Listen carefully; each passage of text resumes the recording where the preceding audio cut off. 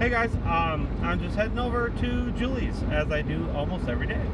So it's about a 45-minute drive from home, and I do so mostly in the evenings to spend the night. And yeah, so we usually watch a show or something, and yeah, so it's pretty fun. But anyways, that's what I do most of the days. Other days I am going to doctor's appointments or visiting really my family who's in hospitals and stuff. And if I'm not visiting them, I'm taking my mom to places, doctor's appointments and things. So yeah, I am, basically taking care of people. So yeah, that is really my purpose right now. I'm on disability, and I have a few diagnoses and disability things, and so yeah, I receive money from that from the government, and I'm not a freeloader or anything.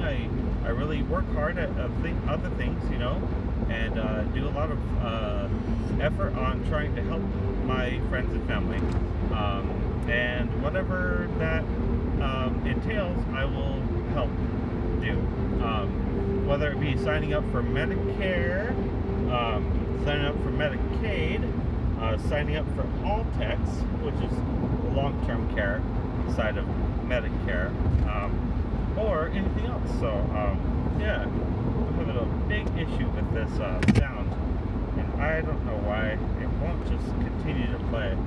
So being weird. I got this cord at like Circle K or something. So anyways, I got to get a more quality one from Best Buy or something like that. That'd be good. But anyways, yeah. So all right, cool. There we go. So anyways, yeah, yeah, that's what I do a lot. Other than that, yeah, I don't know, I just watch movies and research things, and learn a lot, become educated in things, and yeah, so all of the above. Watch a lot of YouTube videos, have a subscription to lynda.com, lynda.com, and I research what I like to. So yeah, anyways, I do a little side jobs and things every once in a while, and of course I report that to the SSA as required. So yeah, and so I think that if I make more than, I think it's like $850 or $900 or maybe even $1,000 for an individual, then I basically for a if it becomes that way for a longer period of time, I don't know, like 4 months, I think it is, within a 5 or 10 year period, that is 4 months a year, I think, for a 5 or 10 year period. So that's 4 months out of a year for a 5 or 10 year period that I make more than $900-ish a month. Then I no longer receive disability income. However, access or there's different. I get two types of income. There's disability, and then there's also basically retirement income. So yeah, those are the two incomes I get. So they pay the bills a little bit. I have to supplement it some with work and things. So yeah, and that is me. So that's what I do. So I just like to become highly educated in things, and I went to a few years in college and passed all my classes. Approximately 5 years at ITT Tech. It's really a 2-year college, but I went for 5 years because I kept switching degrees, which was really fun because I just wanted to learn more. I went from game design to drafting, CAD drafting, and architectural design, and then went to yeah, I said video game editing. There was another one, film, and of course, IT technology, networking and things, and computer technology, and fixing computers and things. So yeah, I learned a ton from that, and I started a little business with that, creativepowerscomputers.com, and so I run that and get a few referrals here and there, and I'm able to drive out to their place and fix whatever's wrong, or do whatever is necessary to have a good networked house. One person in particular said that he was having trouble having high-speed internet throughout all his house, so he needed relay networks set up, basically multiple modems or relays. So yeah, there's these little devices that you can plug into any outlet, and they connect to the previous Wi-Fi array, or whatever it's called. The Wi-Fi center and modem, really, and casts it again into the extending part of the house. That becomes harder to have a reach because of the walls and things, and the dynamics of the house. So yeah, I learned a lot about that in ITT Tech, and that was really fun. I also do web design, animation, video editing, Photoshop, and a lot of computer software stuff, Word and Excel, and Google software, Android, iPad, Apple products. I own a couple Macs or MacBooks, and PC, of course, Windows. So yeah, Amazon had a few cell phones out, and that was just kind of a flop. But yeah, so Apple phones, Android phones. I've worked with a few operating systems of Linux. My favorite is Linux Mint. That is really, really stable, and so that's really fun to work with that. Sometimes it's free. It's a free operating system. So if you have a bare bones computer that comes with nothing, which really isn't the case these days very often, you can download and install from a separate computer. Of course, burning it to a CD that is able to be booted, and just follow the instructions on the Linux Mint Google search, and you will be able to install that for free anytime you want. So that is my favorite. I've tried Ubuntu and a few others, and they just don't make the grade. So yeah.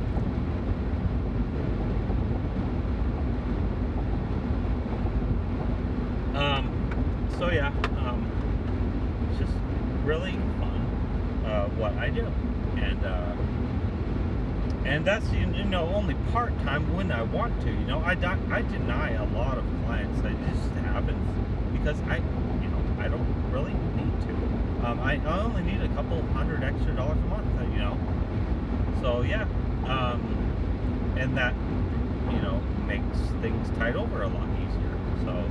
Anyways, I feel like, I'm living in a communistic country, in a way, only for me personally, not relating to any other person in the nation, but as for me, I feel like, I don't need to work, and I have all the money I really need to survive, but at the same time, I do a lot of research and learning and stuff because of the free time.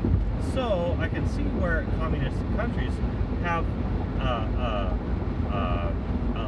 basically a lot of smart people with a lot of free time on their hands.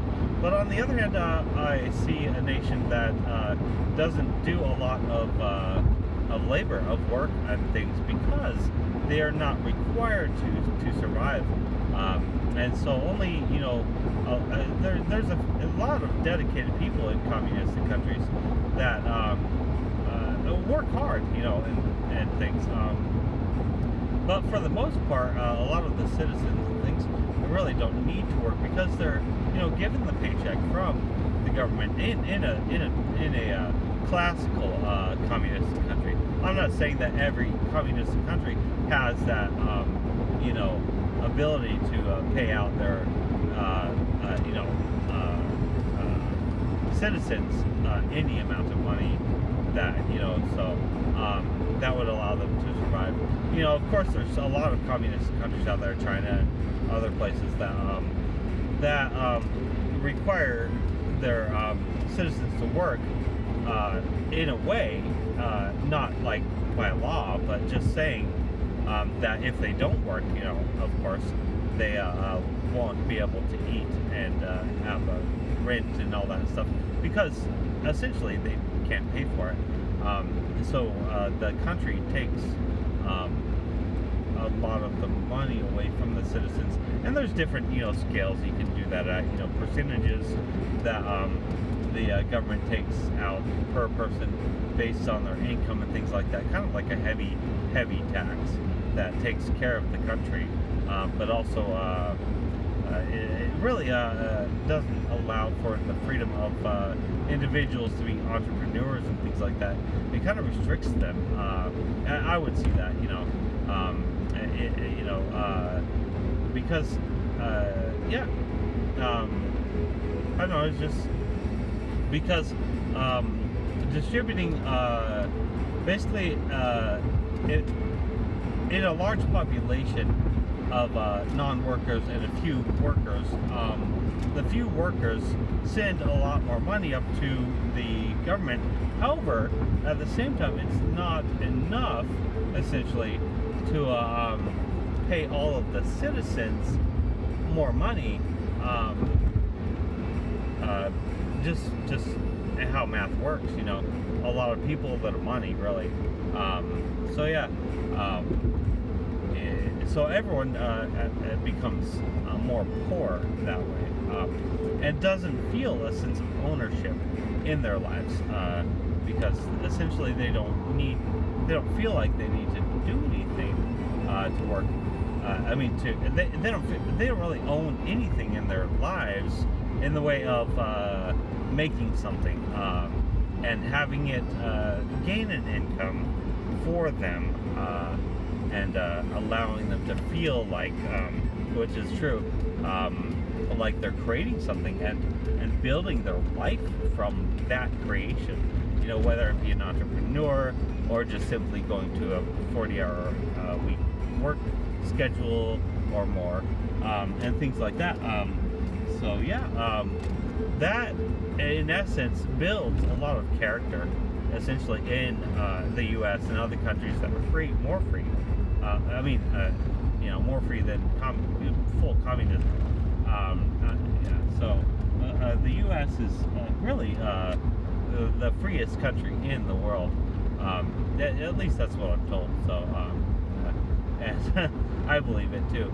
I live in Arizona, and a lot of things are unrestricted. So it's really nice. I don't have to worry about a lot of things in Arizona. Like, I don't know, just, carrying, I'm sorry to say this, but, carrying a gun in a glove box or something with bullets, right next to it. So in New York and other, like California, you cannot do that. Like, they can't even be in the same vicinity at all. You have to have your bullets, like, at home, and your gun in your car, with a lock on your gun, So it's just, a different world in those more percentage-wise towards communism, as in socialism, which is, partially basically pulling at the strings of communism. So yeah, becoming more that way. So yeah, a government-controlled system is like having a king. As long as the king is good, then the country's good, But if the king, a new king is evil, and the previous king passed away or lost his kingmanship, then the country suffers. So yeah, so that's how really how communism is. Except for the fact that the king, usually in a kingdom, there is, you know, the ability. Basically, people work for their income, and in a fully 100% communistic scenario, people do not work for their income, or don't have to all the time.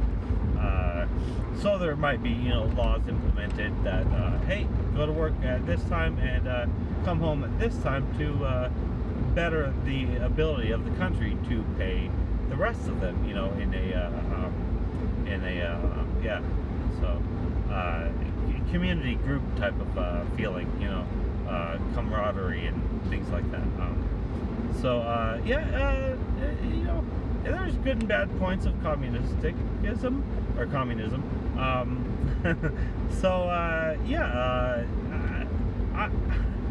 In a way, I'm not fully opposed to communism, except for, you know, if there's a leader like a kingdom that is evil, then the whole country's freaking evil, you know. So it just turns into just kind of a if and scenario, you know. So if king is bad, or if then statement, if king is bad, then evil, then bad country, you know.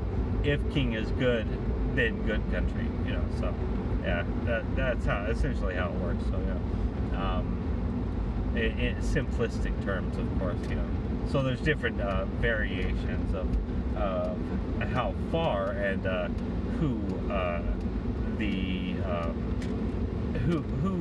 it touches really in society as communism is implemented throughout the world. So yeah, those are my thoughts.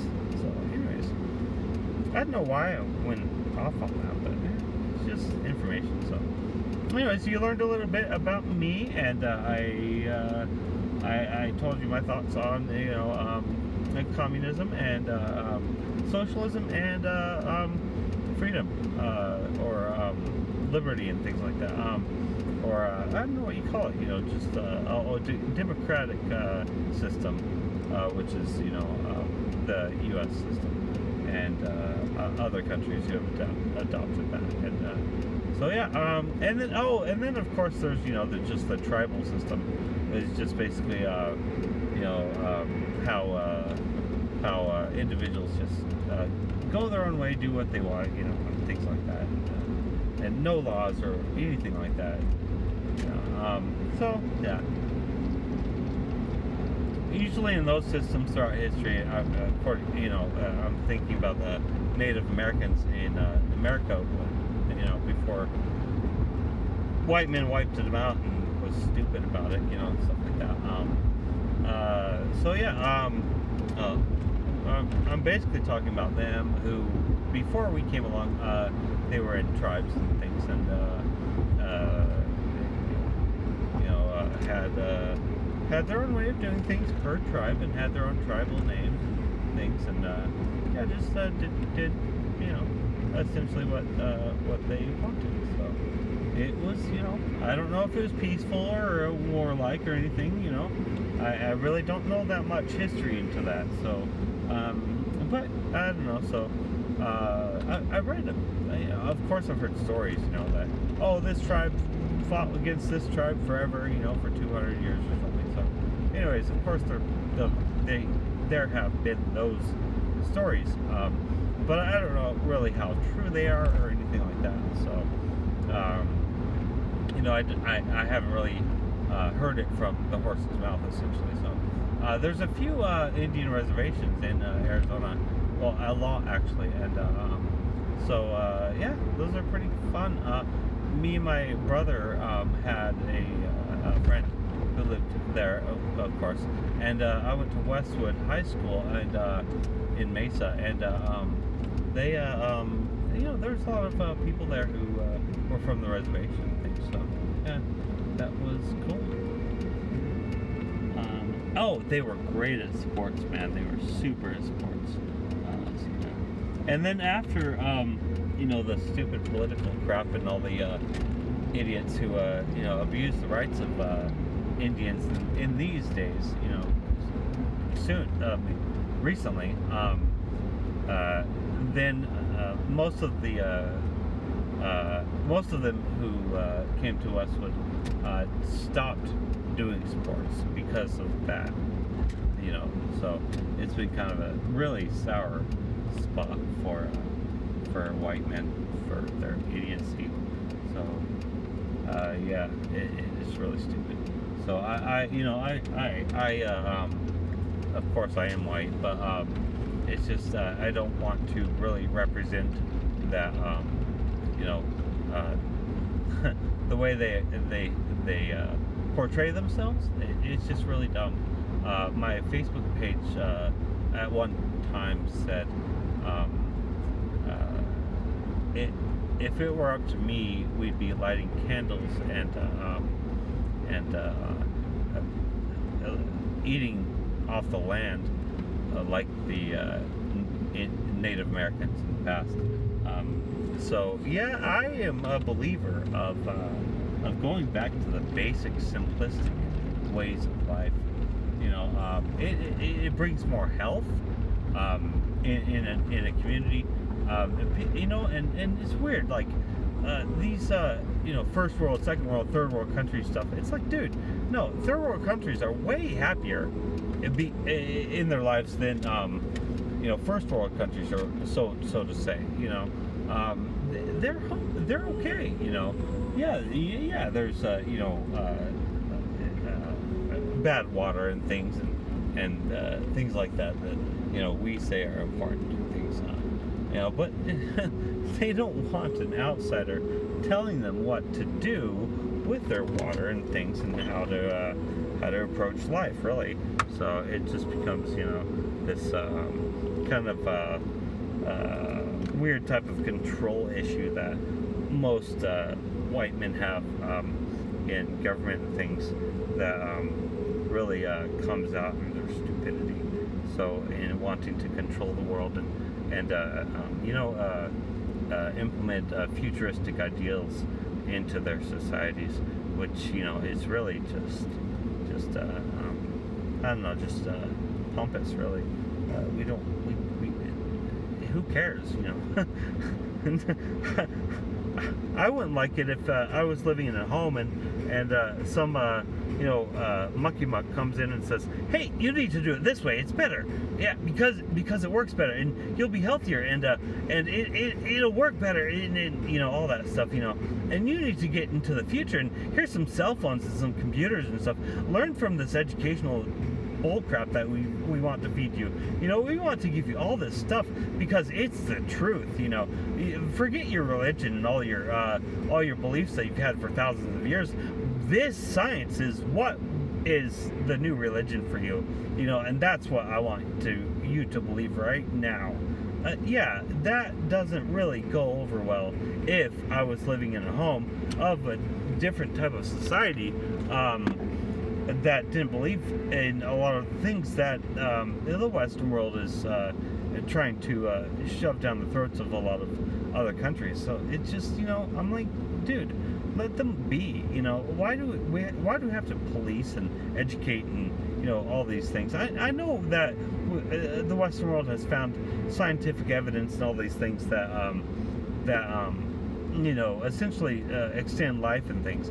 But at the same time, these drugs that they're pushing and things have so many freaking side effects that they're not even worth it. You know, they make a mortality rate even, you know, the same as or higher than a regular living without medications. So it's like stupid. You know, it's really just idiotic how we think that because the FDA approves and because some TV show tells us or commercial that this is good for you and it can cure your, you know, mental health or make plaque psoriasis go away or all the stuff, you know. Yeah, it's immediate, instantaneous help, and it works super fast because these drugs are super concentrated and things. And you know, the reason why, I mean, the effect of having it super concentrated makes it more potent and everything, of course, but makes it, it gives it the ability to give us major side effects over years, of taking whatever medication they tell us to take. So it's, I don't know, it's just a big, really yeah, just a moneymaker. Pfizer and other companies that market these medications and things are just really thieving from everyone. Killing people really to gain profit from their stupidity and their ability to believe that these side effects won't happen to you because you're 1 in a million, so yeah, no, you're not 1 in a million. These side effects happen to everyone, so yeah, that's what's been happening. But yeah, as of oh man, I don't know if I want to come out with this yet, but it's just scary because I really don't. So anyways, yeah, it's been, how long, I was diagnosed at 18 years old, or 17ish, December sometime, or November in 1997, and with schizophrenia, and that has such a bad mojo with it right now. It is horrible, horrific. Those, yeah, it just, I don't know how, those thoughts begin to even occur in somebody's mind, And I was reading a Facebook article by my friend, and he was saying, that these thought patterns start at a certain point and begin to infiltrate the mind, and thoughts of hate and revenge and all that stuff, and it's just a poison. You begin to feed on it and want it more and things like that, and it just becomes such a really addiction, and a thing that kind of a person would love in a sense over time, so it's sad to say that someone would love violence, and that is really stupid, really, really bad. So anyways, that, yeah, I just can't conceive of that. So I guess essentially I'm educated in their thought patterns and things because of the counselors and things I've been to over the years, and so yeah, it just yeah, man, wow, yeah, it's beyond me, beyond my thought process. It's just really, it just, yeah, I don't like it. So anyways, yeah, going on, I think that's been a long video, so I think I will go. But yeah, it's been fun, and I hope you learned something, and I know I learned a lot. Anyways, so yeah, other than that, yeah, like I said, you learned a little bit about me, and hopefully I taught you something too.